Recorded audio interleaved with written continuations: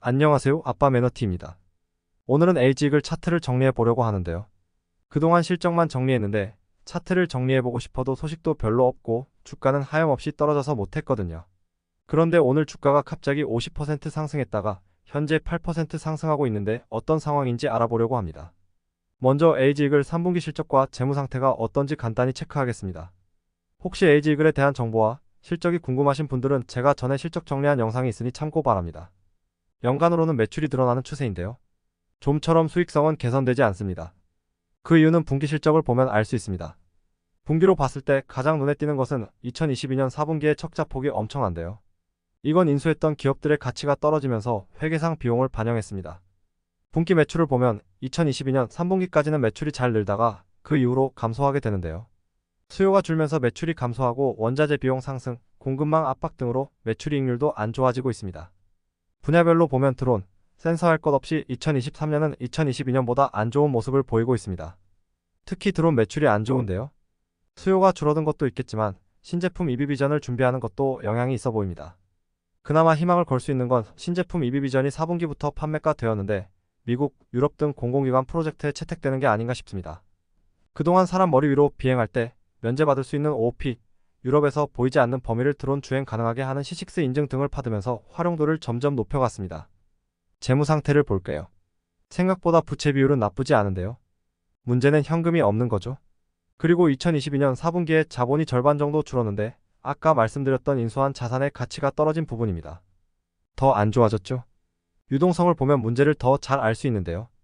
2023년 3분기에 유동 비율이 136%인데 유동 자산의 재고가 반이 넘습니다. 재고를 뺀 유동 자산과 유동 부채의 비율을 당좌 비율이라고 하는데 63%밖에 안 됩니다. 못해도 100%가 넘어야 상환이 다가오는 유동부채 대응을 하는데 안심을 할 수 있는데 당분간은 자금 조달을 계속 받아야 되는 상황입니다. 이제 차트를 보도록 하겠습니다. 먼저 월봉입니다.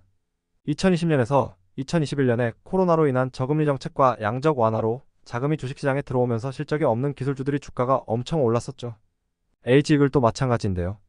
한때 17달러까지 올랐지만 금리가 오르고 경제가 침체되면서 실적도 부진해지자 주가는 하염없이 내립니다. 주가는 1달러 미만으로 있는지 이미 오래라서 액면 병합이 2월 9일에 있을 예정입니다. 20주당 한 주가 된다고 하네요. 월봉에서는 이 정도로만 보고 바로 일봉을 보겠습니다. 제일 눈에 띄는 부분은 거래량이 엄청 높았던 1월 17일입니다.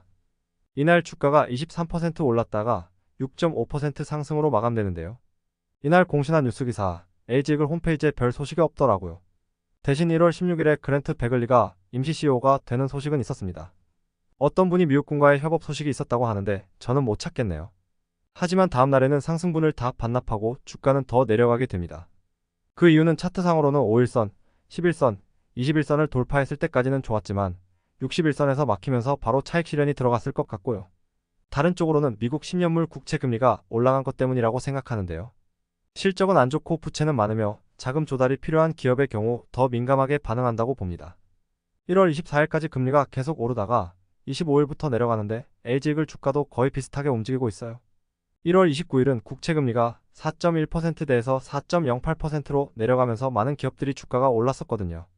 LG익을 역시 처음에 주가가 7%까지 상승했었는데 이날 액면 분할 승인 통보가 나면서 주가가 내려갔다고 보입니다. 1월 30일은 FOMC 전날이라 많은 기업들이 주가가 떨어졌었고요. 1월 31일은 FOMC에서 3월 금리 인하는 힘들 거라고 하면서 더 떨어졌다고 봅니다. 2월 1일부터 2월 7일까지는 큰 변동 없이 횡보하다가 2월 8일, 한국 시간으로는 2월 9일 새벽이죠. 주가가 50%가 올랐다가 6% 상승으로 마감하게 됩니다. 무슨 일인가 해서 찾아보니 미국 에너지부 연구소에 LG그리 이벡스와 EBTAC를 공급하게 되었다고 합니다. 드디어 공식적으로 공공기관과의 계약이네요. 과거에 이런 계약이 있었는지는 모르겠는데 최근 들어서는 이번이 처음이 아닌가 싶어요. 내용을 보면 계약 규모는 안 나와 있지만 이번 계약이 성사될 수 있었던 가장 큰 이유는 허가를 따로 받지 않고 사람 머리 위를 드론이 다닐 수 있는 OOP가 크다고 합니다. 좋은 소식임에도 불구하고 주가가 0.1달러를 터치하고 6% 상승으로 마감하게 되었는데요. 이날 공시가 하나 나오는데 전환사채 발행을 했나 보네요. 알파캐피탈이라는 기업이 최소 2밀리언 달러에서 최대 25밀리언 달러를 자금 조달을 해줄 수 있는 계약을 한 것 같습니다. 차익 실현도 있겠지만 이 소식 때문에 주가가 하락한 것도 있지 않을까 싶습니다. 알파캐피탈이라는 투자기업을 검색해보니 유럽에 있는 리텐슈타인이라는 작은 나라의 기업이고 유럽, 중동, 아프리카에 본사가 있다고 합니다. 저만의 생각은 유럽과 중동에 진출하기 위해 관련 투자 회사를 컨택한 게 아닌가 싶네요. 추가 소식으로는 2월 1일에 LG그룹은 UAE에서 열리는 로봇 무인 분야 전시회 UMX에 참석을 했는데요. 참가한 이유가 FEDS라는 기업이 LG그룹과 손을 잡고 중동 시장을 진출하기 위함으로 보이는데요. 기사에 따르면 FEDS는 세계 최고의 드론 서비스를 제공하는 업체인데 LG그룹의 EB비전을 공급받아서 비상 상황 관리, 보안 유지 등의 솔루션을 제공할 계획인 것 같습니다. LG그룹이 이제 중동에 진출할 수 있는 기회는 잡은 것 같은데 좋은 실적으로 이어져야 되겠네요. 오늘 알파 캐피털과의 전환사채 계약이 중동 시장 진출과 연관이 있지 않을까 생각이 듭니다. 이제 공매도 현황을 끝으로 마무리를 하려고 합니다. LG그룹의 총 주식수는 1.4억 주가 있고 유통 주식수는 1.3억 주입니다. 그중 공매도 잔량은 600만 주고 유통 주식수 대비 공매도 비중은 5.2%입니다. 루시드, 데니머 사이언티픽이 20%대인 것에 비하면 의외로 비중이 낮습니다. 내릴 만큼 내려서 그런 걸까요?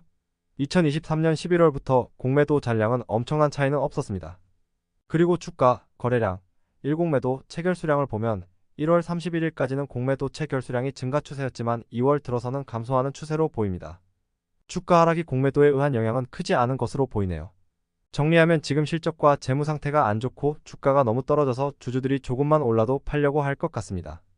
주가가 오르려면 이런 공급 계약 소식이 많이 나와야 될 것 같고요.